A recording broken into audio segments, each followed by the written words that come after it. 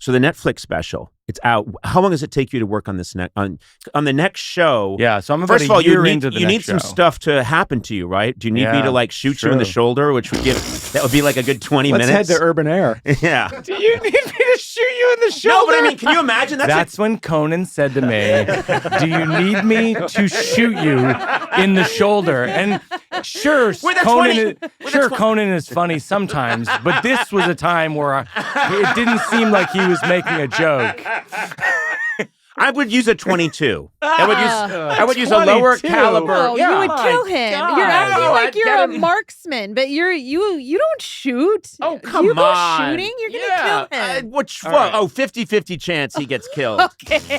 But you get a ton of material. Okay, so and then I come on at the end of the show and we hug. That's a big show. By the way, that's another handoff that I think that we could pull off in 2024 is if you end up, because you were talking about going out and doing a whole bunch of live dates, maybe even stand up. Right. If you do that, I want to pop into some of those shows. I would love to have you do that. I would love it. Well, you're saying that now. Be my dream. Would it? Conan, all the jokes aside. Oh, no. And you have to deal with this all the time. This is the bane of your existence. There's a generation of us comedians who view you as the Buddha of comedy. Oh, wow. Okay. All right. Well. You're old. and apparently fat. Yeah. I'm apparently fat. Yeah. And old. I'm sorry, I ruined it. No, you actually. I'm sorry, I ruined it. Sona, that was exactly what I needed. Paula Davis on my way in gave me a compliment, and because I've known Paula forever since your late night. Paula's been with me 30 years. Yeah, and she gave me a compliment, and I basically said, if you stick around long enough in show business, eventually they let you just stay. And she goes, "You and Conan are the best at batting away compliments." Yeah, but you are. You're the. Well, thank you very much. So yeah, that would be. It doesn't process. You know what's nice. You know what does process for me. I don't take it for granted that, like, seeing you last night and Jimmy and Jesus Christ, Marty Short, who is funny in a way that always makes me question, like, how can anybody be that funny in so many ways? Yeah.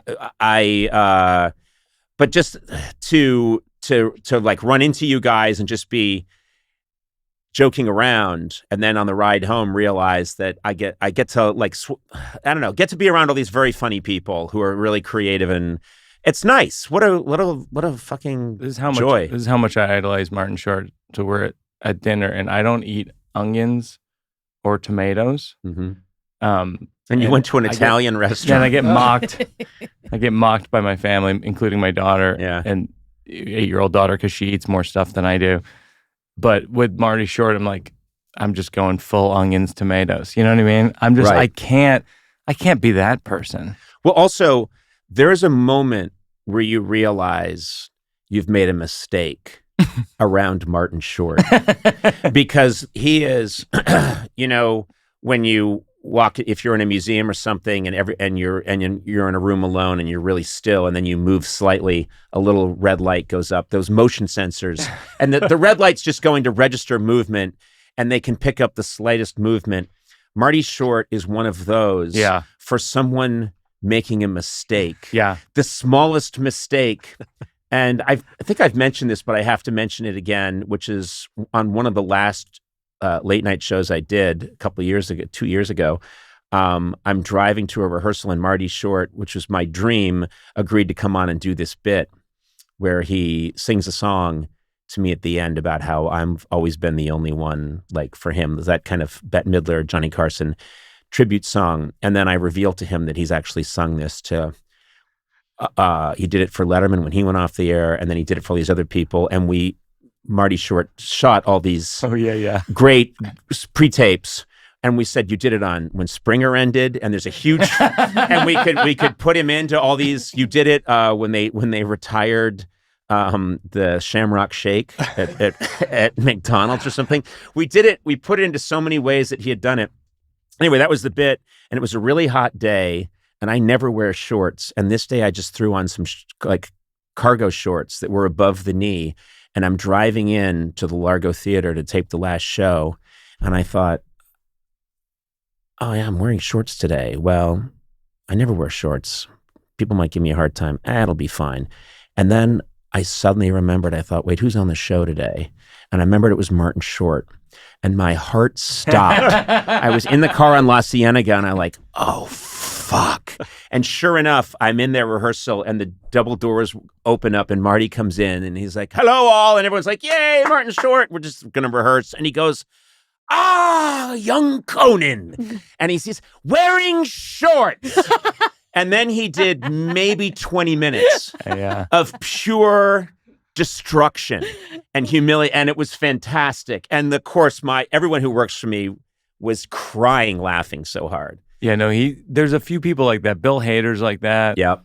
Where you have to be aware that whatever you're saying or doing is being clocked with a deep sensitivity.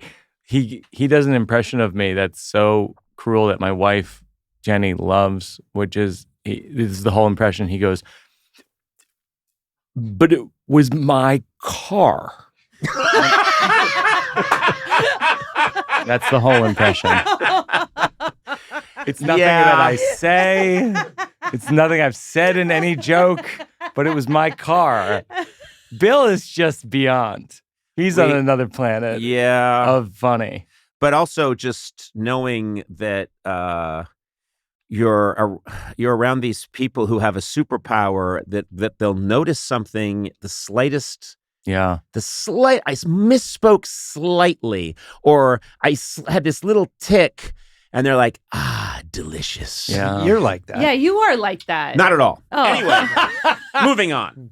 Not at all. Not at all, and I love you both. But I value that too. Like, I feel so lucky. Like, my first taste of that, in addition to like my own family, like you're saying, was when I got to college, and I was like, is there a sketch comedy group? Because I wanted to write comedy, like on Late Night. And they said there isn't, but there's an improv group. I don't know what that is. And I auditioned, I got in.